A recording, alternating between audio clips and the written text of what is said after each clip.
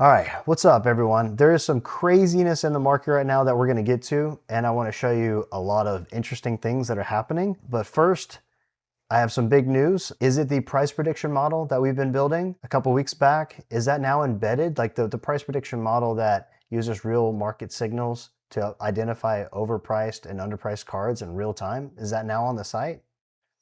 No, no, it's not. But I do have dark mode, which is almost as good. So dark mode, and if you're confused at what I'm talking about, I've been building a website called Collectrics. You can go to mycollectrics.com to see. It's a free site that has a lot of advanced analytics and market data embedded into the site for modern Pokemon cards. And we have now added dark mode to it. So some people have been asking about this, and I was coming up with different ways that you could help support the channel, help support the site, because it does cost money to run it. Right now it's about $400 a month all in to run the site. And again, we're trying to keep as much of the site as free as possible while just being able to offset some of the costs. So again, thanks for your help there. But now let's talk about the bigger news. What's happening right now? Well, I actually also just added this to the site, and it brought up something that kind of blew my mind, and it just so happens to be the perfect time as we're seeing some big movement in the Pokemon space, in particular around our modern Grail cards. So last week I talked about this biggest market movers, and this is using the supply and the rate of absorption of that supply as a leading indicator on where prices could be headed. Once supply starts being absorbed, you can expect prices to increase as a result. So the quicker you get on those movements or those changes, then you would find that opportunity, right? So that's what this is for. And when you look at the data, you'll find that the cards that have the highest kind of liquidity or ability to move quickly are actually the lower value cards. So that's why you see like this, well, even though this is a $22 card, this is not a cheap card, but like this Lucario is not, like you're not gonna see as often our Grail cards on here because it takes more money to move them in the market that way. So like our Lucario here, we see a price increase, but let's see the reason why. This is what's good about the site, is you can see the reason why. It's like, it's so clear as day. You see a price increase with the absorption increase. So it's more sales, less supply on the market for this card. It's correlated so strongly that, and it's basically a one-to-one relationship, honestly. This price trend with the supply dip. So you can see our supply, our demand pressure went through the roof of this card. I don't know why. I've been seeing our shiny rares top this list a lot. So there are some buyouts happening with shiny rares as far as I can tell, or something else happened with Lucario. I don't know. But here's the bigger thing that I want to talk about. Right now, I've just added this biggest prior day price movers. So this shows you what's already happening. The prices are already shifting, but we can still look at it and see the reasons why. So right now we're seeing some of the biggest price movers, and increasing would be Mega Charizard Y. We had a $32 increase. That's a 5% increase day over day.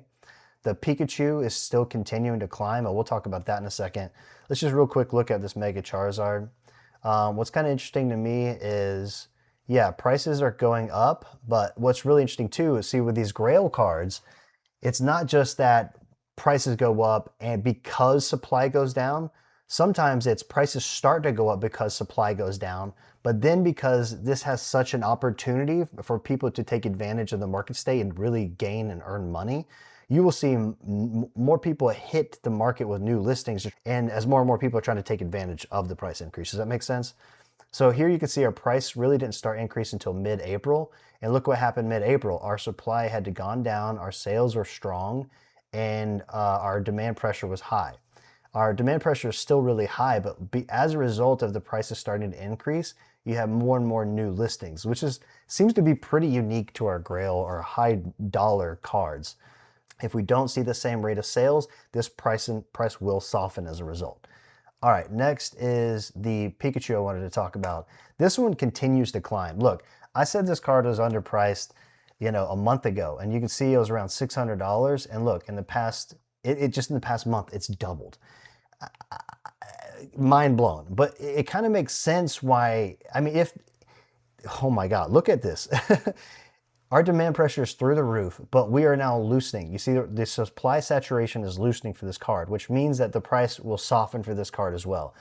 I mean, we were only at a total of listings of 44 on average daily a month ago. Now we're at 216 as of yesterday, active listings.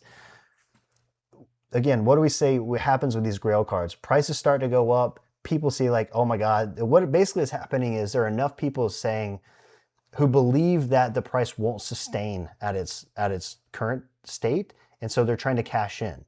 And so if you have enough people who believe that they won't continue to go up, then you have more people selling. Therefore, the price will stabilize, the price will go down. Right now, this Pikachu is up, but as far as I can tell, with this much supply hitting the market, it's not going to be that for long. So our sold has increased in the past 7 days by 90%, but our new listings have overtaken that by 105%. So that's why this gauge is headed toward the loosening state.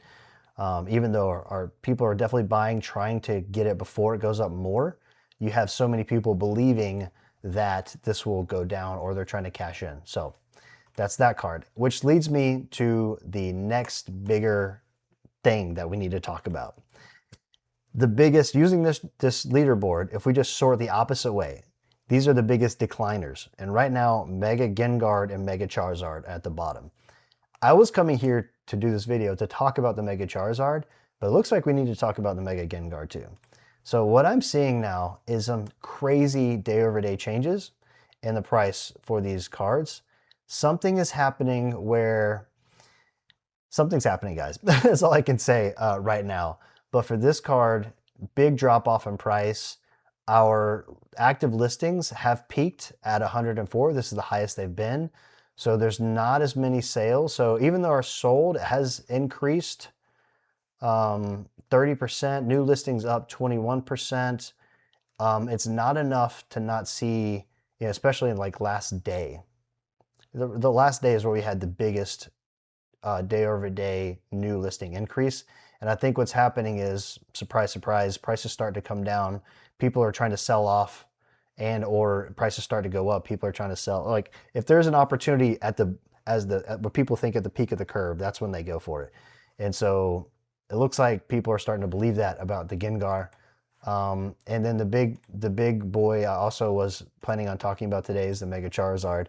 But yeah, this is where I hesitate when I talk about this kind of stuff because, you know, people have a lot of money put into these cards, and the more attention you kind of highlight a decline and a sell-off or something like that, it's going to, yeah, I mean, people are going to be affected. So I don't want to pile on. All I want to do is just try and show and highlight what I'm seeing, and take what I say with a grain of salt and make your own choice based on that. But so our near mint price has seen a considerable day over day decrease. Now, if we just look at, like, this is really the key, whether or not those prices are justified.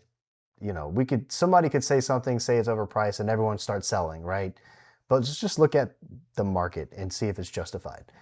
What we are seeing first off is, you know, if we look at like our Pikachu, it was around a 20% demand pressure. This card is at a 9% demand pressure, which is still healthy, really, really strong. The reason it's lower is not that we aren't seeing as many sales every day. So this one is 32, 42. That's more sales than like our Pikachu, right? So let's go back and look again. So our Pikachu are like 20, 30. So we're selling more cards. The volume of absorption is there for this card, but the supply availability, that's where the whole thing about this card is that I've been saying this, you know, a couple weeks ago, I was saying if this card, the cost to pull this card is much, much lower than anything out of Ascended Heroes by like, I think it's like half the cost, if not more. Yeah, it's like half the cost. It costs half as much to pull this out of Phantasmal Flames than any of the top chase cards in Ascended Heroes. Okay, keep that in mind. So with that, we have likely double the supply. Yes, and with that, you have double the supply. Isn't it funny how that works? It costs half as much to pull this card, therefore it is double the listings. And new listings have increased in the past week about 4%.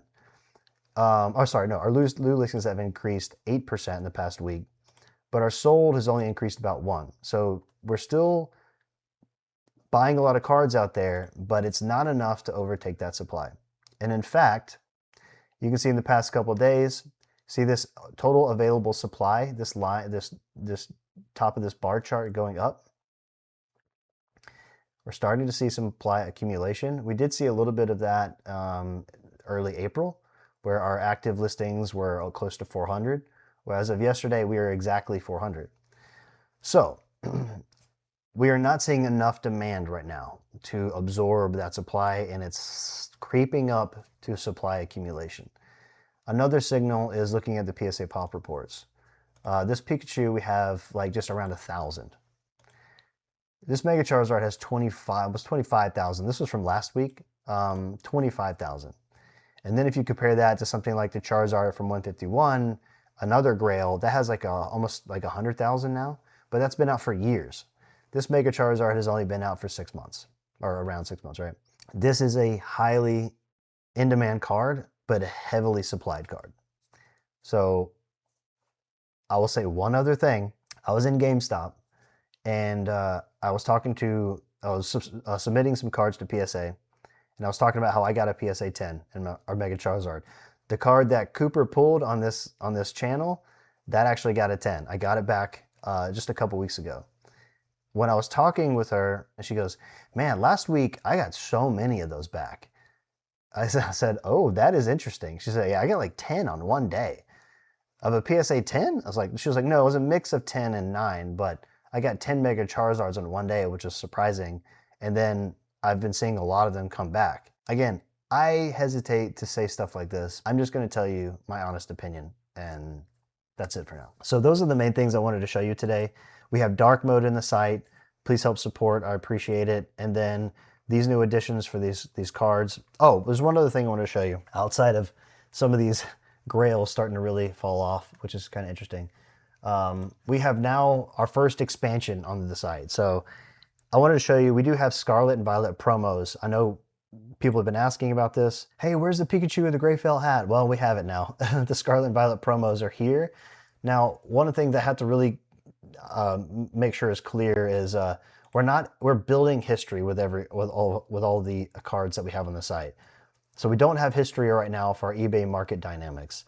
We are able to pull from some of our APIs price history going back like 30 and 120 days, but some of them we are snapshotting daily as well. So just keep that in mind that this history will grow, but we have to first implement the coverage there to be able to pull in the data. So this is here. This is our first expansion. We'll be adding more cards to the site over time. We want to be able to go back and pull vintage cards and things like that. It's just going to take a while to get there, and that's really where our costs go up. So anyways, just want to throw that out there, make sure everyone's aware of what we're doing, what our plans are. But yeah, that's it for this video. Please do all the YouTube things. What do you think about this market? This is day one. This is like day zero of something really happening, it seems like, for modern Pokemon grails. And that's it. Thanks again, and we'll see you in the next video. Much better.